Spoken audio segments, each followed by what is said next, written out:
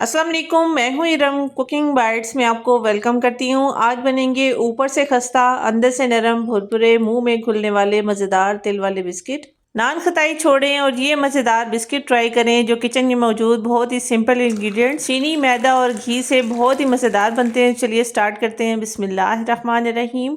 खस्ता और मज़ेदार तिल वाले बिस्किट बनाने के लिए सबसे पहले मिक्सी जार में हाफ कप चीनी डालकर इसमें शामिल करेंगे 4 हरी इलायची। हरी इलायची को खोलकर इसके दाने चीनी में शामिल करके अच्छी तरह से ग्राइंड करेंगे। फाइन इसका पाउडर बनाएंगे। चीनी और हरी इलायची को पीसने के बाद स्ट्रेनर पर डालकर इसको छानेंगे। पाउडर शुगर को छानने से इसके अंदर जो मोटे पीसेस जो ग्राइंड नहीं हुए वो निकल जाएंगे। चीनी के ये मोटे ज़रात हमारी रेसिपी को ख़राब करते हैं, इसलिए इसको निकालना बहुत ज़्यादा इंपॉर्टेंट होता है। अब इस स्टेज पर चीनी में शामिल करेंगे हाफ कप मेल्टेड घी। घी को आपने मेल्ट करके डालना है, इसको आपने ज़्यादा तेज़ गर्म यूज़ नहीं करना। घी की जगह देसी घी या मक्खन आपके पास अवेलेबल हो तो इसमें डाल सकते हैं, लेकिन कुकिंग ऑयल का इस रेसिपी में कोई काम नहीं है। कुकिंग ऑयल से ये बिस्किट ज़्यादा खस्ता नहीं बनते। चीनी और घी को अच्छी तरह से मिक्स करेंगे। जब तक चीनी का दाना इसमें अच्छी तरह से घोल ना जाए तब तक आपने इसको मिक्स करना है। चीनी और घी को वेल कंबाइन करने के बाद अब मेजर करके इसमें डालेंगे 200 ग्राम यानी 1 कप मैदा। Half teaspoon baking powder और मीठे को बैलेंस करने के लिए सिर्फ 1 पिंच इसमें नमक शामिल करेंगे। नमक शामिल करने से मीठे से जो हमारा दिल भर जाता है वो नहीं भरेगा, बहुत ही अच्छी तरह से मीठा भी बैलेंस होगा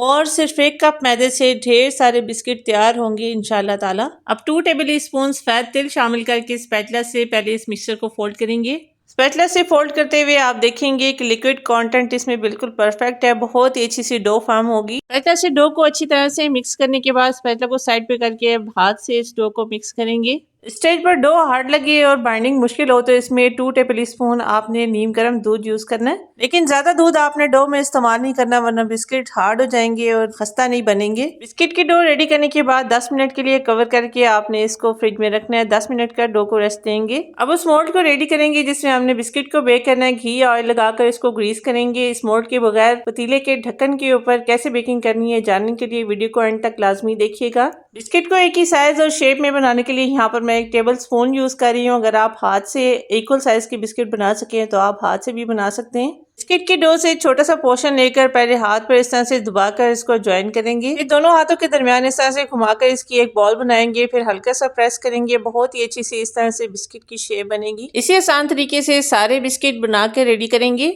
सिर्फ 1 कप मैदे से ढेर सारे बिस्किट तैयार हो जाएंगे। बिस्किट की बेकिंग के लिए अगर आपके पास ये मोल्ड नहीं है तो कोई मसला नहीं है, सिंपल पतीली के ढक्कन पर भी इसको आप बेक कर सकते हैं। पतीली के ढक्कन को अच्छी तरह से ग्रीस करने के बाद फिर आपने बिस्किट इसके ऊपर बेक करने हैं। अब एक नॉर्मल टेम्परेचर पर अंडा लेकर इसको तोड़ेंगे। इसमें से एग वाइट और एग योक को आपने अलग करना है। एग वाइट आपने इस्तेमाल नहीं करनी। एग योक में शामिल करेंगे 2 पिंच ऑरेंज फूड कलर।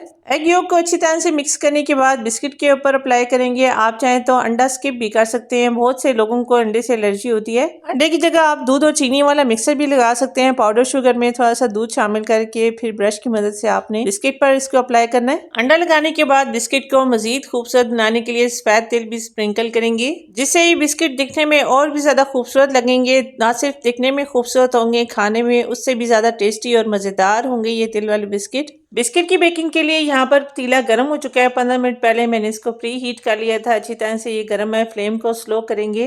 कोई भी स्टैंड या स्टील का बर्तन आपने हाइट देने के लिए रखना है। बिस्किट की बेकिंग के लिए आपने पतली स्किन वाला पतीला यूज करना है। बेकिंग ट्रे को सेट करने के बाद स्लो फ्लेम पर 30 मिनट्स के लिए बिस्किट को बेक करेंगे। जैसे हम चावल कपड़े का दम लगाते हैं सेम उस तरह से आपने दम लगाकर फ्लेम को स्लो रखना है। कुछ मेरी बहनें ये समझती हैं कि पतीले बेकिंग करने से खराब हो जाते हैं, तो कोई मसला नहीं है। सिंपली आप तवे पर भी इन बिस्किट्स को बेक कर सकते हैं।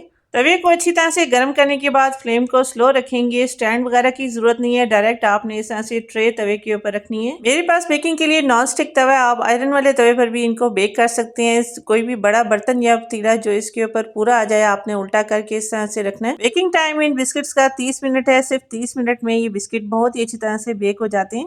अरे माशाल्लाह, कुछ ही देर में बहुत ही अच्छी तरह से ये बिस्किट बेक हो चुके हैं। आप देख सकते हैं बहुत ही अच्छे से कलर इन पर आया है और यकीन करें बिस्किट बेक होने की बहुत ही अच्छी सी खुशबू पूरे किचन में आ रही है। बैक साइड से मैं आपको दिखाऊं, बैक साइड से भी बहुत ही अच्छी तरह से ये बेक हुए हैं, आप देख सकते हैं।